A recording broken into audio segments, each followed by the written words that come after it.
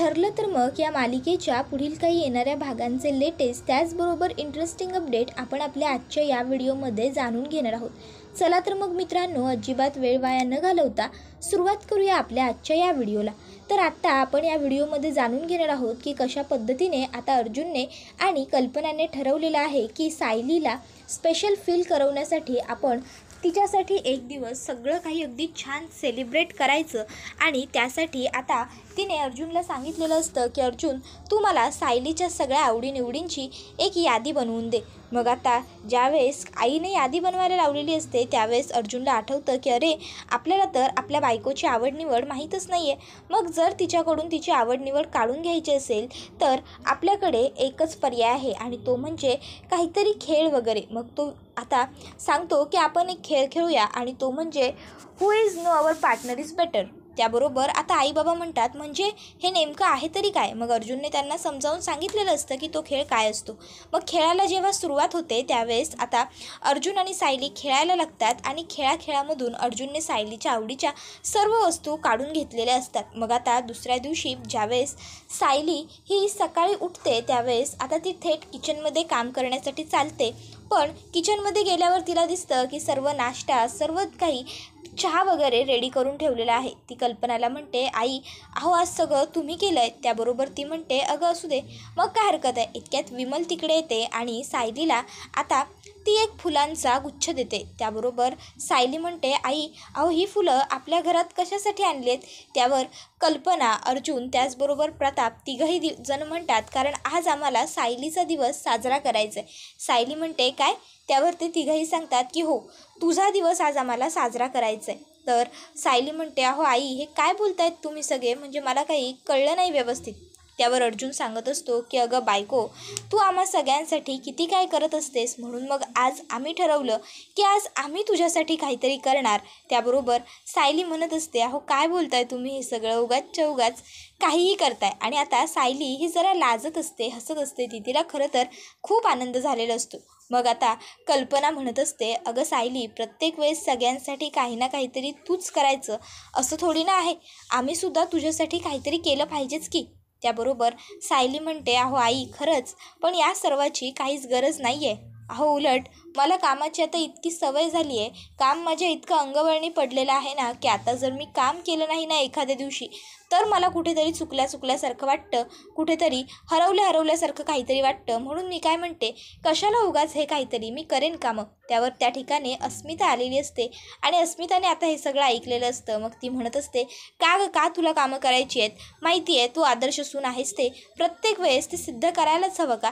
एवढे म्हणतायत ना छान आराम कर तर करून घे की आराम। अगं उलट नशीब लागतं ही अशी आराम कर असं म्हणणारी सासू मिळायला। तुला जर नशिबाने माझी मम्मा सासू म्हणून मिळाली ना तर छान माझ्या मम्माला जरा सुख एन्जॉय करू दे आणि तूसुद्धा मस्त एन्जॉय कर।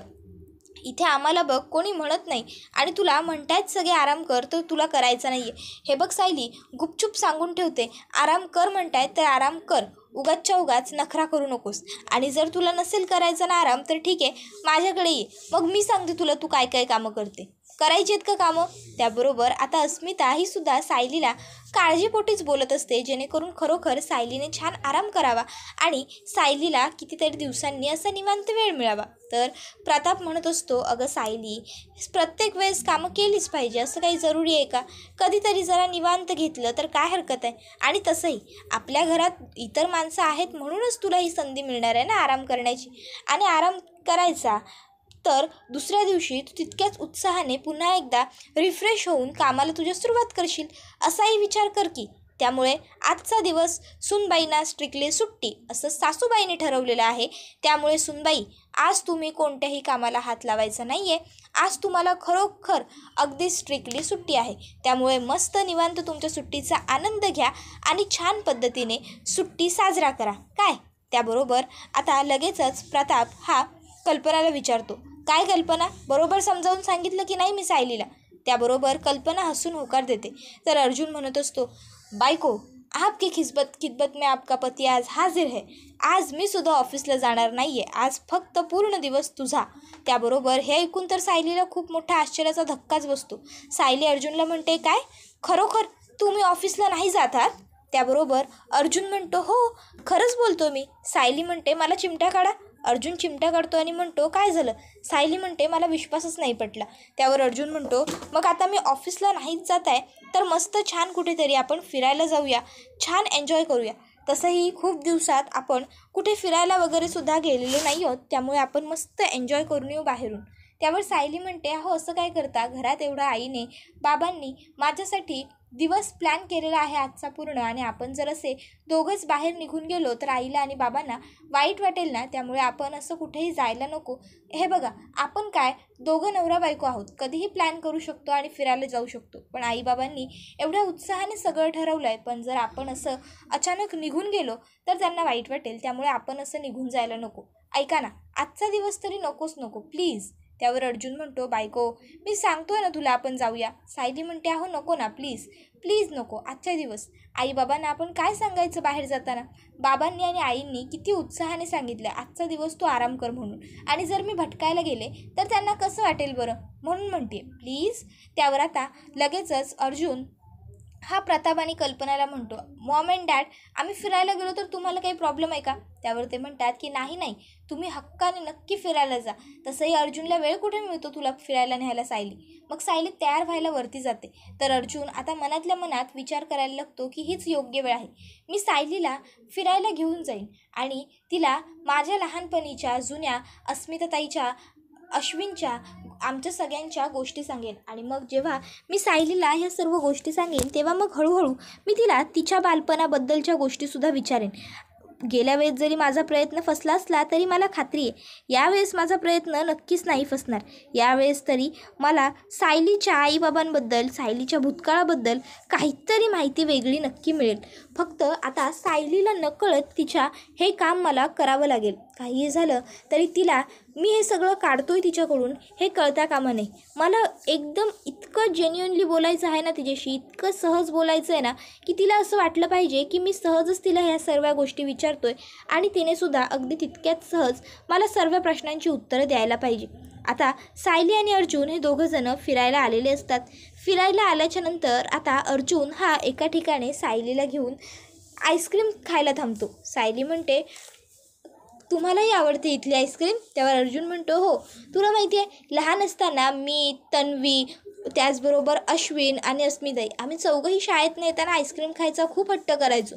मग आम्हाला मम्मा म्हणायची बाहेरचा आईस्क्रीम खात जाऊ नका, मी तुम्हाला घरी आईस्क्रीम बनवून देईन. आणि मग दुधामध्ये सगळे ड्रायफ्रूट्स कापून टाकायची, त्याच्यामध्ये साखर घालायची आणि मम्मा त्याचं आईस्क्रीम करायची.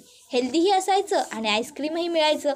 त्यावर सायली म्हणते हो, तसं आमच्या आश्रमामध्ये आम्ही ना एक काम करायचो, आम्ही बर्फ असायचा ना तो साठवायचो ग्लासामध्ये, म्हणजे बर्फ ग्लासात बनवायचो आणि त्याच्यामध्ये कलर टाकायचो आणि मग आईस्क्रीम म्हणून ते खायचो. अहो आता आश्रमात आम्हाला दूध आणणं परवडायचं नाही आणि मुलं लहान होती आमच्या आश्रमात बरेचशी, त्यामुळे मग सोमू, मानसी, रश्मी हट्ट करायचे आईस्क्रीम खायचा. मग त्यावेळेस मी हे असं आईस्क्रीम बनवायचे. त्यावर अर्जुन म्हणतो अच्छा. मग सायली आणि अर्जुन हे पुढे थोडं बघत फिरत जातात. तर आता त्यांना तिथे एक खूप मोठं झाड दिसतं. अर्जुन म्हणतो असंच एक झाड आपल्या अंगणात सुद्धा आहे. त्या गार्डनमध्ये जे झाड आहे तिथे बसून मी, तन्वी आम्ही दोघांनी कितीतरी वेळ तासनतास गप्पा मारलेल्या आहेत. तुला खरं सांगू का, मला वाटत सुद्धा नाही की आता ही तन्वी तीच आहे म्हणून. लहानपणीची जी तन्वी होती ती खरोखर खूप चांगली आणि मस्त होती. त्यावर आता प्रियाचं अर्जुनच्या तोंडून एवढं कौतुक ऐकून सायली म्हणते बापरे, आज खूपच आठवण आलेली दिसते तन्वीची.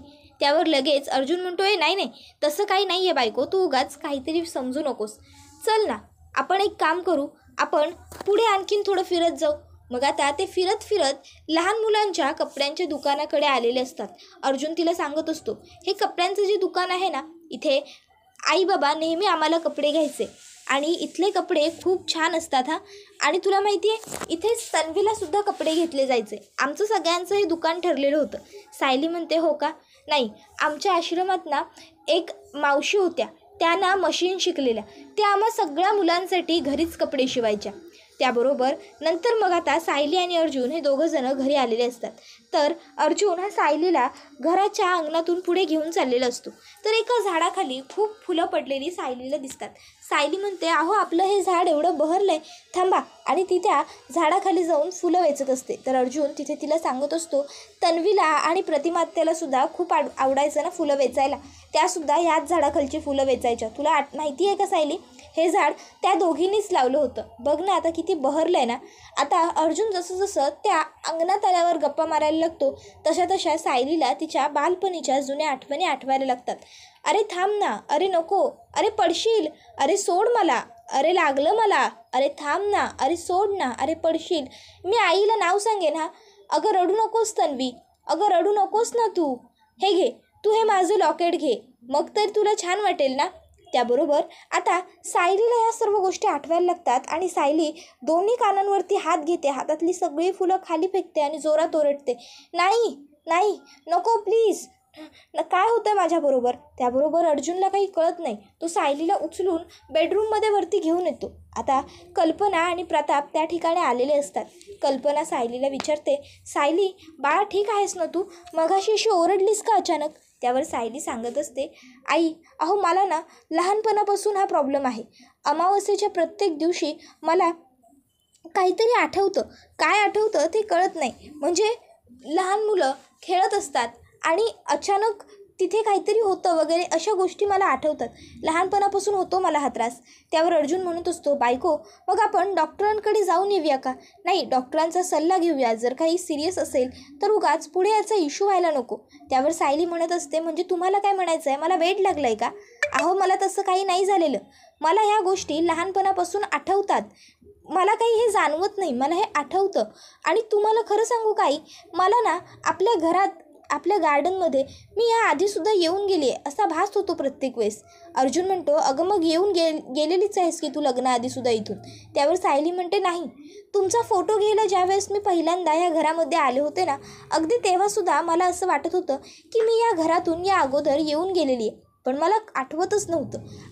अहो आपलं किचन, आपलं हॉल, आपलं डायनिंग एरिया, आपलं स्टडी, सगळीकडे मला ना म्हणजे काहीतरी वेगळं जाणवतं. घरात जर मी एकटी असेल ना तर नको ना, सोड ना, थांब ना, असे वेगळे वेगळे आवाज मला येतात. आणि आपल्या स्टडीमध्ये आता कसं तिथे फक्त मध्ये एक टेबल आहे, तर मला आठवतं की पूर्वी ना तिथे असे 2 टेबल होते. ते आपलंच घर आहे की काय म्हणजे मला नाही कळत, पण आकार ना सेम आपल्या घरासारखा आहे. कल्पना तिला विचारते, तन्वी सायली बाळा तुला आणखीन काय काय आठवतं. मग आता सायली आणखीन बऱ्याच काही गोष्टी सांगते. मग कल्पना म्हणते, बरं काही हरकत नाही, हे बघ तू झोपून घे. कधी जास्त आपल्याला स्ट्रेस आला ना की आपल्याला हे असे भाससुद्धा होतात. उगाचच्या उगाच तू फार विचार करू नकोस, फार विचार केलास तर तुला आणखीन त्रास होईल. मग त्याच्यापेक्षा तू जरा निवांत पड. तू पडलीस की तुला रिलॅक्स वाटेल, बरं वाटेल. आणि एकदा का तुला मग बरं वाटलं की हवं तर आपण या विषयावरती नंतर बोलू. सायली होकार देते आणि पडते. तर कल्पना आता तिच्या रूममध्ये जायला खाली आलेली असते. इतक्यात तिला तिथेच बसून राहावंसं वाटतं. कल्पना तिथेच बसते आणि आता सायलीने बोललेल्या गोष्टींचा एक अर्थी विचार करायला लागते की असं नेमकं कसं काय. तर आता त्या ठिकाणी अर्जुन आलेला असतो. अर्जुन खूपच जास्त टेन्स असतो, तो टेन्शनमध्येच असतो. तो म्हणत असतो कल्पनाला, मम्मा सायलीला हे सगळं काय होतं आहे गं. त्याबरोबर कल्पना म्हणत असते की हे बघ अर्जुन, कधी असं होणं स्वाभाविक आहे. ती फार कामं करत असते, तिच्या डोक्याला स्ट्रेस असतो, स्ट्रेसमुळे ह्या सर्व गोष्टी होत असतील. त्यावर अर्जुन म्हणतो, पण मम्मा अगं सायलीला तिचं लहानपण माहीतच नाही आहे. मग धरू नको, सोड, पकड, मग आई येईल, ह्या सर्व गोष्टी तिला कुठून आठवत असतील. त्याबरोबर कल्पना ही अर्जुनला म्हणत असते, Arjun I am extremely sorry, म्हणजे मी बोलेन ते कदाचित तुला चुकीचंही वाटेल, पण तरीही मला तुला एक गोष्ट सांगावी वाटते. आता कल्पनाने असं म्हटल्यावर अर्जुन म्हणतो, ऑफकोर्स मम्मा प्लीज बोल ना, काय झालं. त्यावर कल्पना त्याला म्हणत असते की अर्जुन सायली हे जे काही बोलत असते ना ते सगळं काही खरं आहे. त्यावर अर्जुन म्हणतो, काय.